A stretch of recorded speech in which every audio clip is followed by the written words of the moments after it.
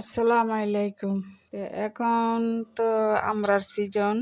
তো আমি আমড়ার আচার আর কখনো বানাই নাই। আজকে ভাবলাম একটু বানাই দেখি কেমন লাগে। অনেক সময় এমনি শুকনো মরিচ ভাজা, চিনি, বিট লবণ দিয়ে মেখে খেতেও খুব টেস্ট। তো আজকে অল্প অর্ধেক বানাবো। তো এগুলো সেলে বেছে দেখাবো। এখন আগে মশলাটা তৈরি করি। কারণ এখানে 10টা আমড়ার হিসাব মতো নিতেছি। 1 চামচ জিরা, ধনিয়া 1 চামচ, এখানে সরিষা দিই একটু, সরিষা 1.5 চামচ। আমার 5 ফোড়নের মশলা নাই, এই জন্য সামান্য কালি জিরা পরিমাণ মতো দিলাম। মেথি 1/2 চামচ দিলাম, কারণ মেথির ফ্লেভার খুব স্ট্রং। দেব কয়েকটা শুকনো মরিচ। মশলাগুলো টেলে নিলাম, ঠান্ডা হলে গ্রাইন্ড করে নেব। এর ফাঁকে আমি আমড়াগুলো ছিলে নিই। সবগুলো ছিলে তারপর কাটার সময় দেখাবো। তো আমি এখন ধুয়ে আনলাম, ছিলে এখন কাটবো।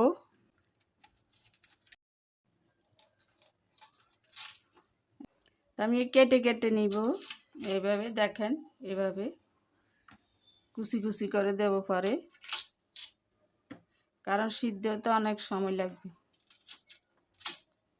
অনেকে সিদ্ধ করে পানি দিয়ে, পানি দিলে আমড়ার যে স্মেল এটা চলে যাবে, খেতে ভালো লাগবে। তো এভাবে আমি সবগুলা নিব। তো আমার এখানে 9টা আমড়া, এখন আবার একটু ধুয়ে নেব, মুছে নিলাম। আমি ব্লেন্ড করে আনলাম মশলাগুলো। আমড়াগুলো এখন ধুয়ে পরিষ্কার করে নিয়ে চুলায় রান্না করব। এখন আমি এখানে একটা রসুনের কোয়া, 3টা লাল মরিচ, একটা তেজপাতা, 2টা দারচিনি দিছি। মোবাইলটি বন্ধ ছিল, আমি খেয়াল করি নাই।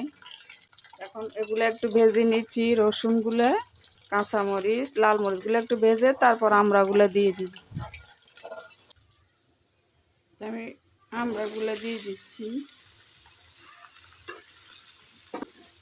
এগুলো দিয়ে সিদ্ধ হওয়ার পরে চিনি, ভিনেগার, যে মশলাটা করছে মশলাটা দেব। এখন তেলের উপর আগে তেল এবং পানির উপরে সিদ্ধ হয়ে যাক। আমড়াতে যেতটুকু পানি আছে এগুলো একটু ঢেকে দিব।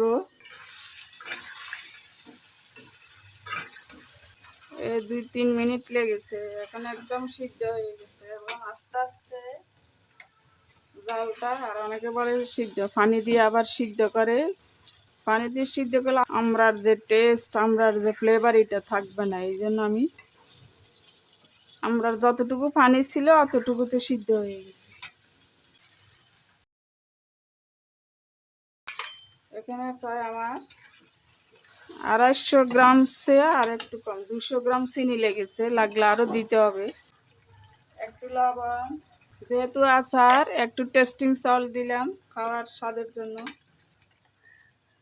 এবার আমি ঝালের জন্য 1 চামচ শুকনো মরিচের গুঁড়া, আর এখানে যে মশলাটা আমি করেছি এই মশলার 1 চামচ, 2 চামচ দিলাম, আর লাগবে না।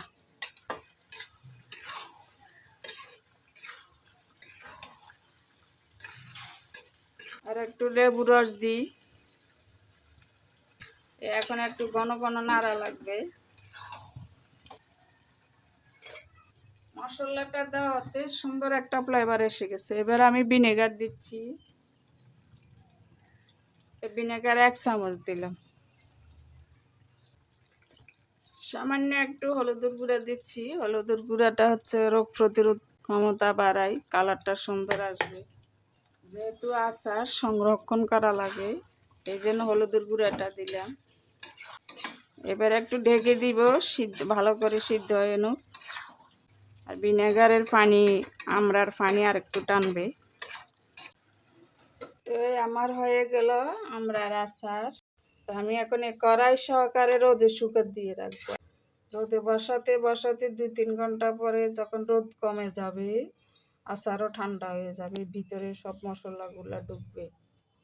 তো এই পর্যন্ত আজকে তৈরি করবেন, খাবেন। আর আমি ঠিক আমার মতো করে তৈরি করেছি, অতিরিক্ত কোনো মশলাপাতি দেওয়া হয় নাই, যা যা দেওয়ার এগুলাই দিলাম।